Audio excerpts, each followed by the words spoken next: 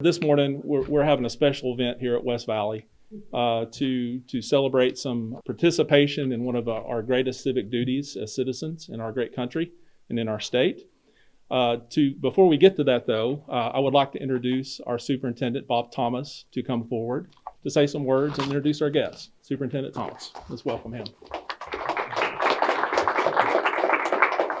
Thank you, David, and good morning. Good morning. It's so great and wonderful to see everybody this morning, all the smiling faces. You know how I see you smile? With your eyes. So thank you for being here this morning, and thank you for the opportunity. And I have to say, first of all, it is such an honor and a pleasure for me to serve you and to serve our community and to serve our teachers, all of our employees, your parents. So I just appreciate that privilege. Today is Friday, so let me see your excitement about it's Friday.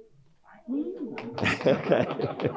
At the risk of losing control, so I asked that question. So I'm excited about that too. So how many of you excited about being back in school? Don't disappoint the superintendent like that. Everybody go, yay!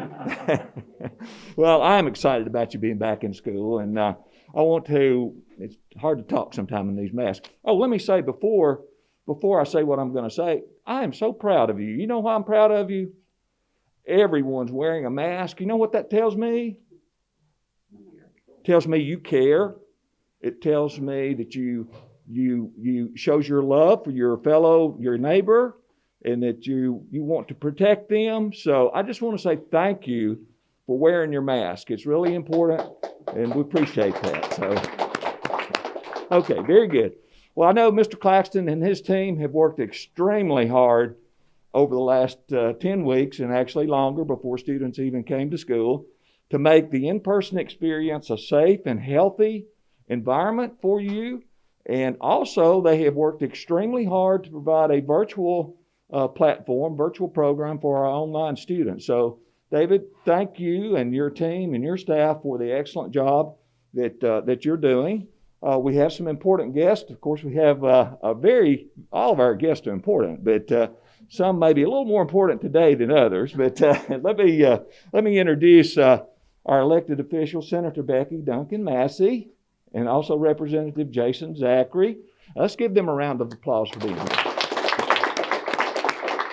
You know, both of them work extremely hard for the state of Tennessee. They work hard for Knox County, and they work hard for the state of Tennessee so that we can have the kinds of schools that we have, and we can have a budget that we can pay our teachers, and we can have buildings, and they help pass laws. So thank you for your service to our community and to our state of Tennessee. And of course, we've got another special guest I'll introduce in just a minute.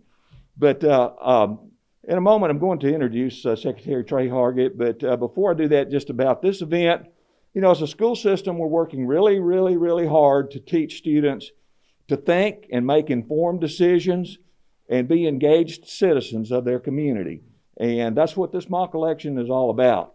So we know that when you get a little bit older, you step into that voting booth, you know, each of you is going to make a different decision. You know, whether that's a person you're voting for, it's a policy issue, or it's a political party. So each of you will make that decision at some point a little bit later in your life.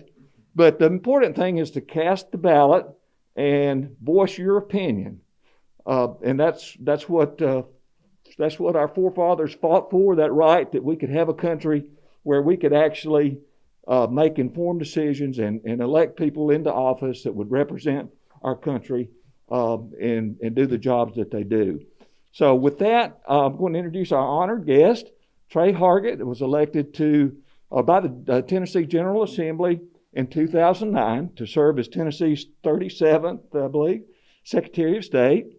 He was elected to 4-year terms in 2013 and 17, and he is the Chief Executive Officer of the Department of the State. So he's a very important person. So and we want to thank Secretary Hargett for his service also. But he serves on 16 boards and commissions, oversees 10 functional divisions, including elections and Tennessee State Library and Archives. And since Secretary Hargett's been in office, the department has made measurable progress toward increasing customer service and creating efficiencies in state government.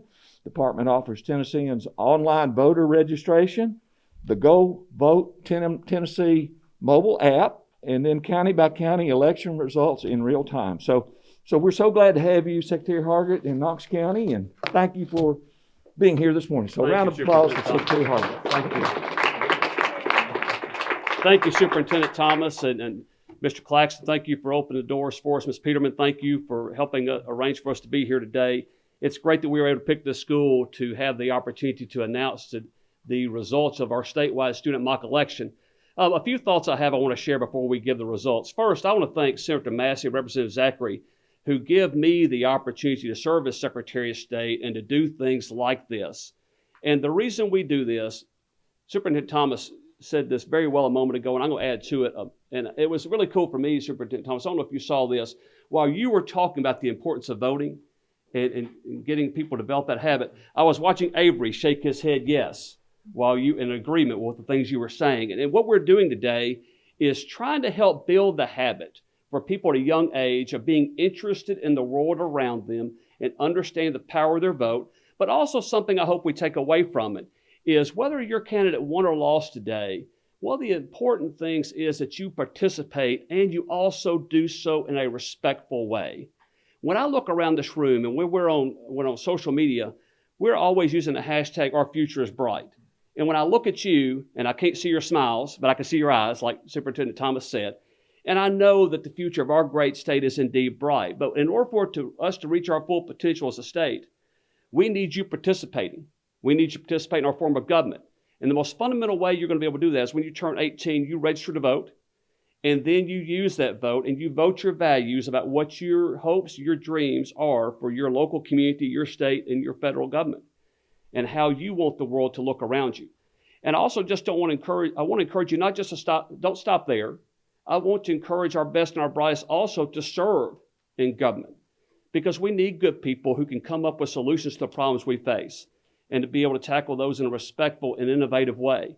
And there are things that you're having to deal with right now that none of us have ever had to deal with in our lifetime. But you're going to come out, you're going to emerge from this as better problem solvers.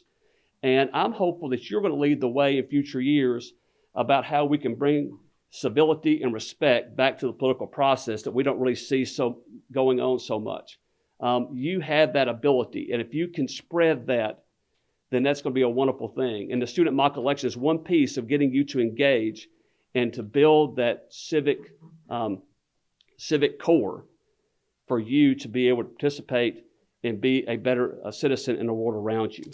So I'm delighted to have the opportunity to be here this morning and be able to do that. Senator Massey and Representative Zachary, I would love for you to say a few words if you'd like to. I'm not going to put any pressure on you to speak, but would love for you to greet the students and say a couple of things. Yeah, thank you, Secretary. And it is an honor to be with you all today. You all are the future of our country.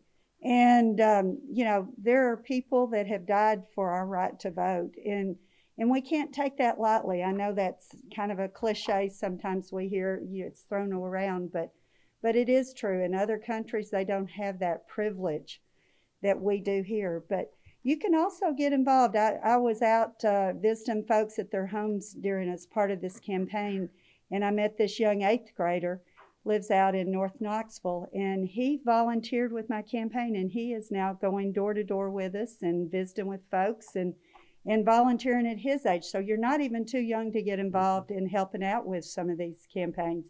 The nice thing about being in the state legislature, though, is that we're home, we're part of the community, we coach things, we're at churches, we're at ball games, we're at the grocery store, so we're accessible, and you get to know those folks like us, and we're not anybody special. We're just one of you all that we're trying to do a job to help make Tennessee better. So keep on voting and encourage, make sure your parents go vote too, and your friends and family that are old enough to vote, because your encouragement can get them there too. That's right. Thank you all.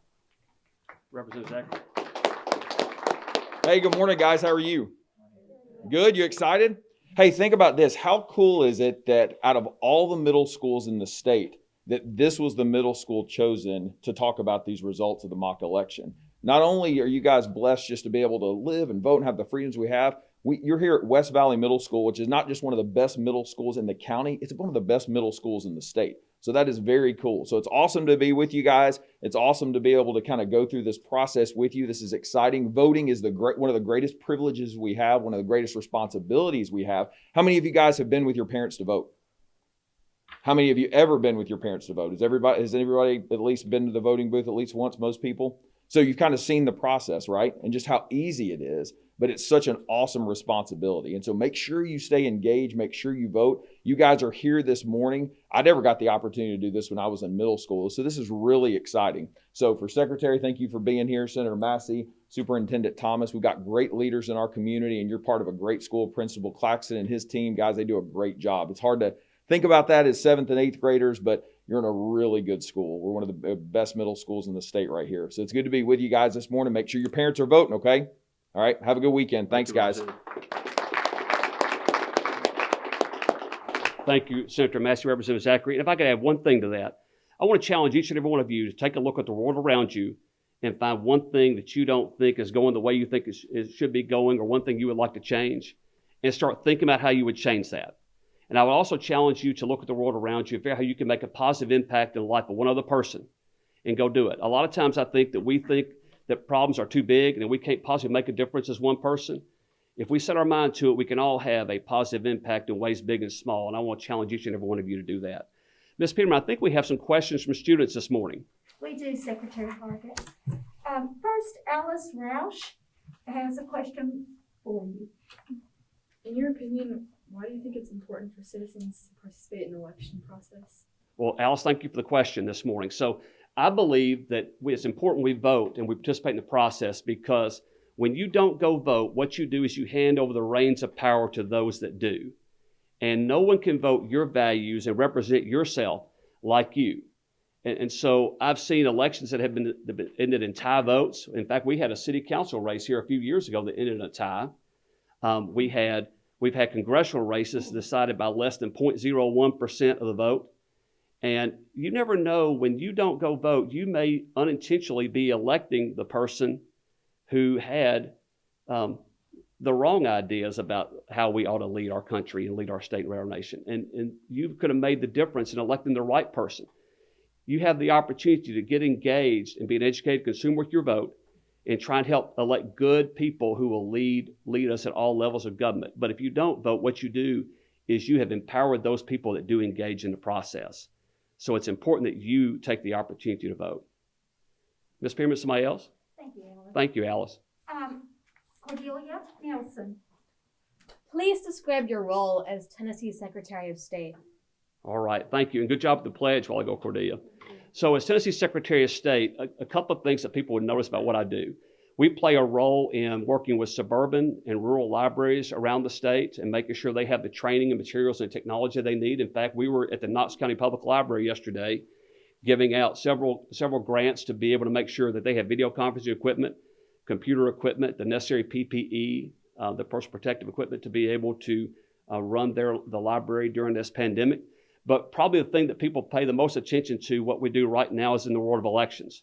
We work with all 95 county election commissions across the state to make sure that in a bipartisan way, we count every legal vote, and we do so in a way that gives every eligible Tennessean the opportunity to participate in their process and have confidence in the results of the election when all is said and done. And so we've been working on that. It's been a challenging year for us during this pandemic to make sure that all the voting sites are clean, safe, and secure.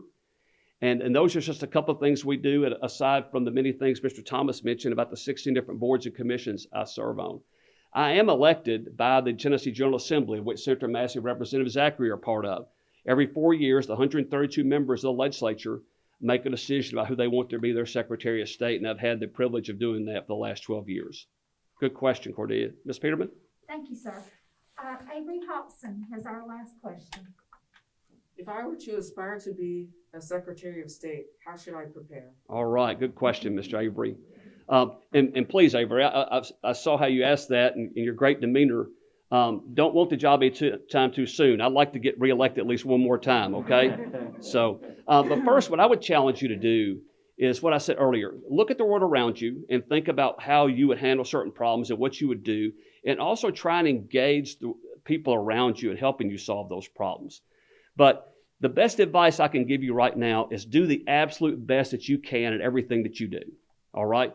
Whether that's here at school, devote yourself to your studies, make the best grades that you can, study, learn, take the opportunity to be a sponge and learn as much as possible.